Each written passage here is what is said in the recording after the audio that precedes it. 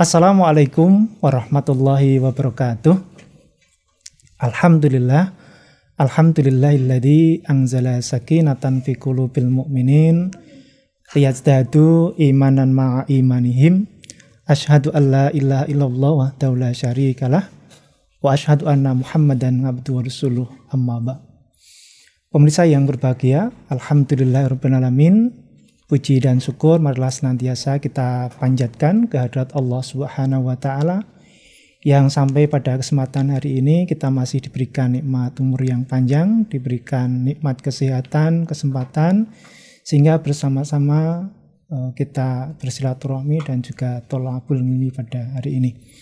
Tidak lupa sholawat dan salam semoga senantiasa tercurah kepada uswah dan qudwah kita Rasulullah Muhammad sallallahu alaihi wasallam, kepada keluarga, sahabat, para alim ulama, dan penerus risalahnya hingga akhir zaman. Amin. Pemirsa sekalian, tidak terasa kita sudah memasuki hari-hari terakhir di bulan Ramadan tahun ini. Maka marilah kita bersama-sama untuk mempersiapkan ibadah kita, puncak ibadah di bulan Ramadan ini adalah melaksanakan sholat Idul Fitri bersama-sama. Pemirsa sekalian, sholat Idul Fitri menurut para ulama terjadi perbedaan pendapat tentang hukum pelaksanaannya. Sebagian ada yang memberikan pendapat bahwa sholat Idul Fitri adalah hukumnya wajib, tetapi ada yang memberikan pendapat bahwa sholat Idul Fitri hukumnya adalah sunat muakkad. Yang mempunyai pendapat hukumnya wajib itu bagi orang yang bermukim, sedangkan orang yang dalam perjalanan itu tidak mempunyai kewajiban untuk melaksanakan sholat Idul Fitri. Tetapi dari dua pendapat ini, mayoritas ulama sepakat bahwa hukum sholat Idul Fitri itu adalah sunat muakkad. Pemirsa sekalian, kemudian yang kedua adalah waktu pelaksanaan sholat Id. Sholat Id di sini yang dimaksud adalah sholat Idul Fitri. Pada zaman Rasulullah Shallallahu Alaihi Wasallam, ketika itu belum ada jam, maka biasanya dalam menentukan awal atau waktu pelaksanaan sholat Id adalah dengan mendirikan tombak. Ketika sinar matahari itu sudah tingginya setinggi 2 tombak, maka kemudian sholat Idul Fitri ini mulai dilaksanakan. 2 tombak itu kalau sekarang ini kurang lebih jam 6 pagi. Atau kadang dihitung 1 jam dari pelaksanaan sholat subuh. Ditambah kurang lebih 15 menit atau 30 menit setelah itu. Jadi kalau kita di Indonesia bagian barat ya kurang lebih bisa dimulai jam 6.30 pagi. Kemudian waktu sholat Idul Fitri ini bisa di awal dilaksanakan, bisa juga di akhir dilaksanakan. Kapan terakhir dilaksanakan? Yaitu sebelum masuk waktu zuhur. Sedangkan ketika sholat Idul Adha itu memang dilaksanakan lebih pagi dan waktunya itu terbatas. Kenapa? Karena kalau sholat Idul Fitri itu dilaksanakan waktunya panjang, yaitu dari sekitar jam 6:30 sampai sebelum zuhur adalah dengan tujuan memberikan kesempatan bagi umat Islam yang belum sempat membayarkan zakat untuk masih bisa membayarkan zakat. Sedangkan untuk sholat Idul Adha kenapa terbatas? Karena mencari keutamaan dalam penyembelihan hewan kurban. Karena penyembelihan hewan kurban itu paling utama dilaksanakan pada waktu duha. Sehingga inilah perbedaan antara waktu pelaksanaan sholat Idul Fitri dan sholat Idul Adha. Pemirsa sekalian, untuk yang selanjutnya adalah tempat pelaksanaan sholat Idul Fitri. Beberapa ulama memberikan pendapat bahwa pelaksanaan sholat Idul Fitri itu lebih afdol atau lebih utama dilaksanakan di tanah lapang ya, kecuali memang ada udzur. Misalnya pada musim-musim sekarang ini kadang-kadang masih turun hujan, maka boleh saja sholat Idul Fitri itu ketika turun hujan itu dilaksanakan di masjid, tetapi memang lebih utama dilaksanakan di tanah lapang. Tetapi kalau di Mekah sana memang dari dulu dilaksanakan di Masjidil Haram karena secara tempat itu sangat luas. Pemirsa sekalian, untuk selanjutnya adalah tuntunan ketika kita hendak menuju atau kita keluar menuju tempat sholat id. Yang pertama, sebelum kita berangkat itu disunahkan untuk mandi. Di sini ada yang mengatakan mandi biasa, tapi para ulama banyak berpendapat mayoritas adalah mandi seperti mandi wajib di pagi hari. Kemudian yang kedua adalah berhias diri dan kemudian memakai baju yang terbaik. Berhias diri di sini kepada kaum perempuan dibatasi tidak berlebihan dan tidak memakai wangi-wangian yang bisa tercium oleh laki-laki di dekatnya yang memungkinkan timbulnya hasrat atau nafsu. Kemudian juga baju yang dipakai adalah baju yang terbaik. Tidak ada ketentuan baju yang baru atau baju batik atau baju gamis, tidak ada. Tetapi baju yang terbaik. Terbaik di sini maksudnya adalah sesuai syariat Islam, yaitu menutup aurat. Bagi wanita tentu ya tidak ketat, tidak transparan, tidak menyerupai laki-laki. Ini yang kedua. Kemudian yang ketiga, dituntunkan untuk makan terlebih dahulu. Ya, kenapa makan terlebih dahulu? Ini untuk memberikan bukti bahwa sudah tidak puasa lagi, sudah tidak melaksanakan puasa lagi ya. Jadi kalau di pagi hari selama 1 bulan itu kan kita tidak makan. Nah, ketika sudah Idul Fitri, untuk membedakan bahwa ini sudah tidak berpuasa, maka sebelum melaksanakan sholat Idul Fitri ini disarankan untuk makan terlebih dahulu. Kalau Rasulullah dulu biasanya beliau makan kurma, jumlahnya ganjil, ada yang 1, 3, 5 dan seterusnya. Atau mungkin sekarang bisa diganti dengan makanan yang mengandung glukosa, sehingga ketika kita melaksanakan ibadah sholat id itu dalam kondisi kuat, tidak lemah. Ini yang ketiga. Kemudian yang keempat yaitu bertakbir. Bertakbir ketika dalam perjalanan menuju tempat sholat id. Bertakbir di sini disarankan secara jahar, secara keras. Jadi bukan hanya di batin, tetapi ada keluar suaranya, ya, ada keluar suaranya.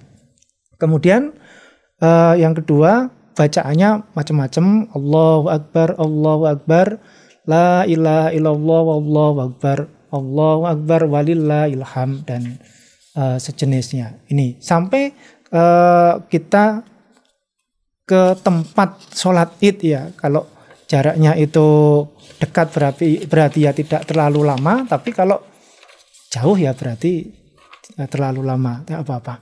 Kemudian yang kelima adalah ketika waktu sholat Idul Fitri itu disarankan anak-anak maupun wanita yang sedang datang bulan itu hadir untuk mengikuti sholat id.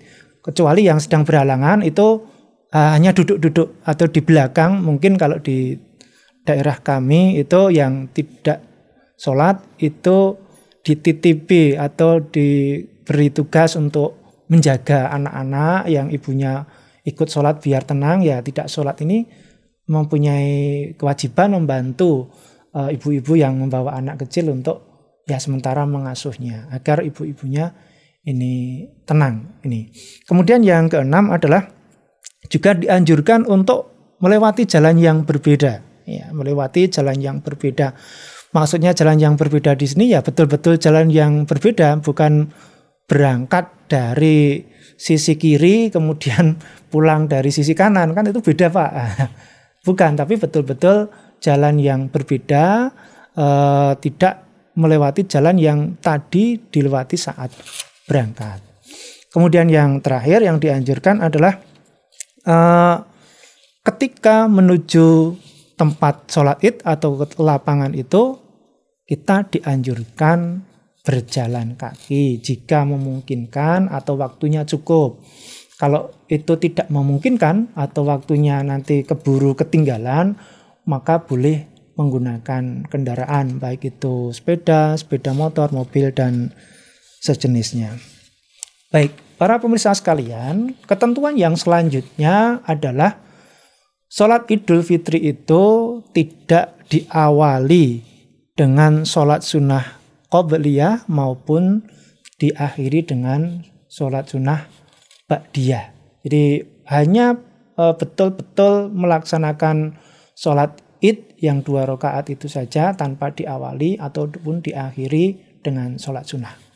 Yang selanjutnya, sholat Idul Fitri itu juga tidak diawali dengan adzan maupun iqomah. Jadi tidak ada adzan untuk sholat Idul Fitri atau iqomah karena sudah mau diawali sholat Idul Fitri tidak ada. Jadi tanpa diawali sholat adzan dan iqomah. Lah, pemirsa sekalian, tata caranya bagaimana sholat Idul Fitri itu? Yang pertama adalah sebelum pelaksanaan memang imam sebagai pemimpin sholat itu dianjurkan untuk menata shaf.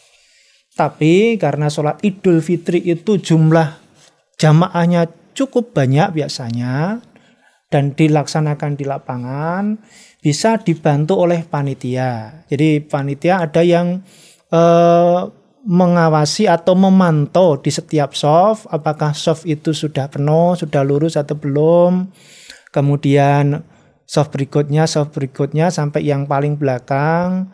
Kemudian nanti ketika sudah betul-betul siap, itu memberi kode kepada imam agar segera dimulai. Karena kadang-kadang kalau sholat id itu di lapangan kan hadir dari berbagai jamaah. Ya, kadang-kadang ada yang jamaah dari sisi utara, dari sisi selatan, sehingga kadang-kadang mereka mencari praktisnya. Jadi mengawali shaf tidak dari tengah, tapi dari sisi mereka, yang dari utara ya dari utara, yang dari selatan ya selatan. Maka itu panitia harus proaktif untuk mengatur agar shaf itu betul-betul terpenuhi yang depan, kemudian lurus, baru kemudian yang belakang, dan dimulai dari sisi tengah ke arah kanan.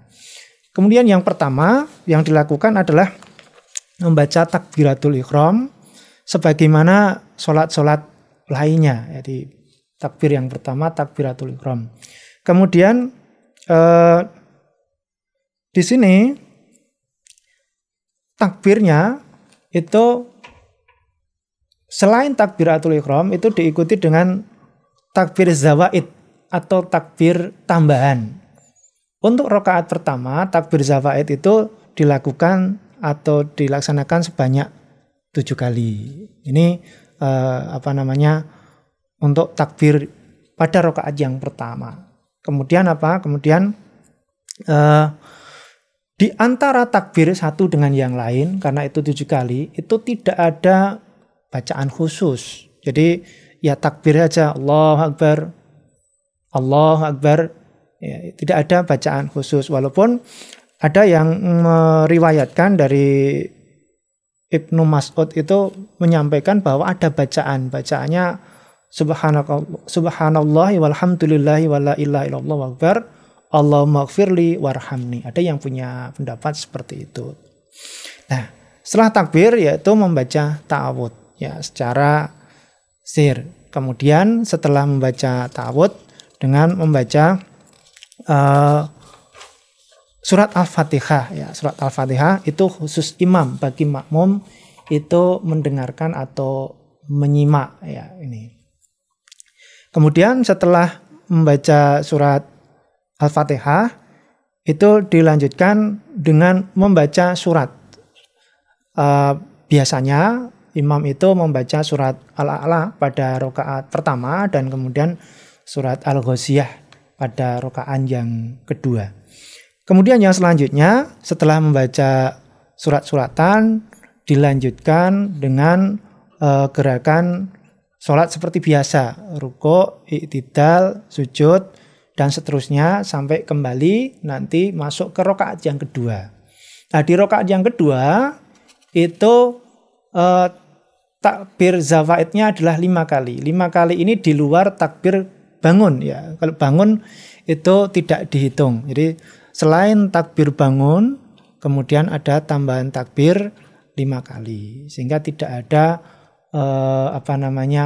perbedaan pendapat di ulama bahwa yang pertama takbir zawaidnya 7 kali, sedangkan di rakaat yang kedua takbir zawaidnya adalah 5 kali. Pemirsa sekalian, kemudian selanjutnya ya gerakannya sama seperti rakaat yang pertama, membaca surat Al-Fatihah, membaca surat-suratan, rukuk, i'tidal, sujud, kemudian sampai dengan mengucapkan salam ya. Ini tata cara sholat Idul Fitri. Jadi perbedaan dengan sholat sunnah yang lain ditekankan hanya adanya tambahan takbir zawaid tadi di rakaat pertama dan yang kedua.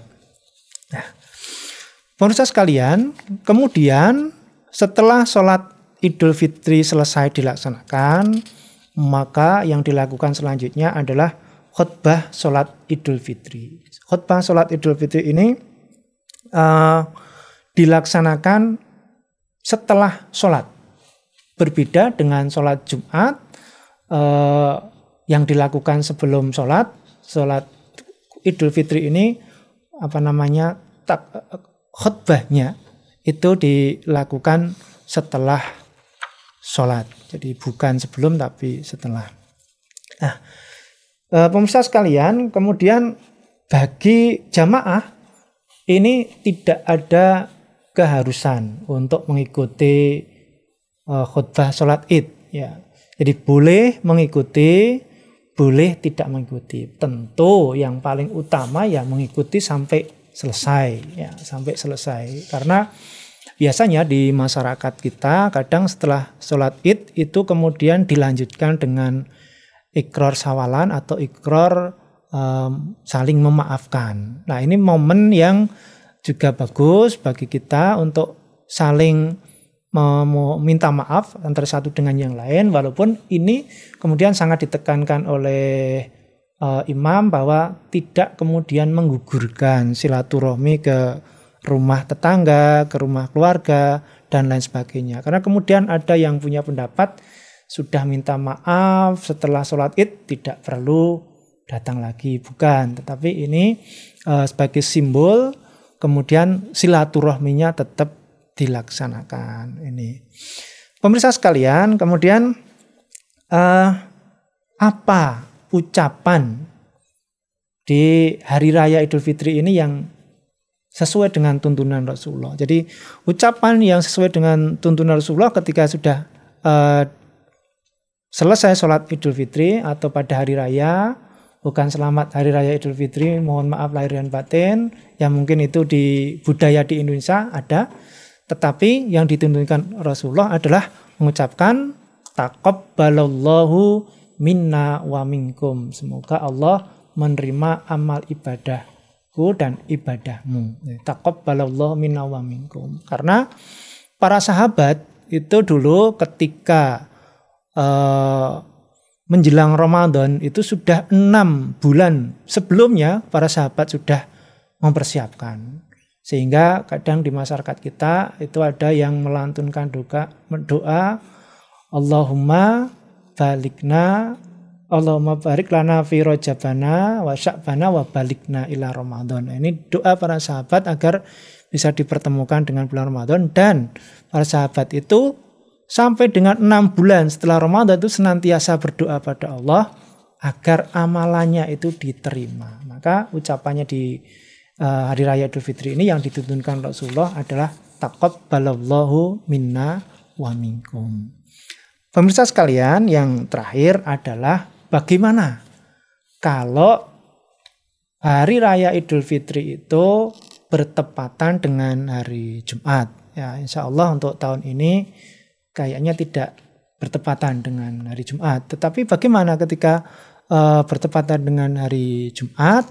Maka Rasulullah menuntunkan bahwa ketika dua hari raya berkumpul, maksudnya 2 hari raya itu hari raya Idul Fitri dan hari Jumat itu juga hari raya kecil umat Islam berkumpul, maka ketika sudah melaksanakan sholat Idul Fitri, maka diperbolehkan tidak melaksanakan sholat Jumat. Tetapi bagi yang berkeinginan diperbolehkan melaksanakan sholat Jumat. Tapi yang tidak berkeinginan cukup dengan melaksanakan sholat duhur biasa. Ini yang dituntunkan Rasulullah ketika hari raya Idul Fitri bertepatan dengan hari Jumat.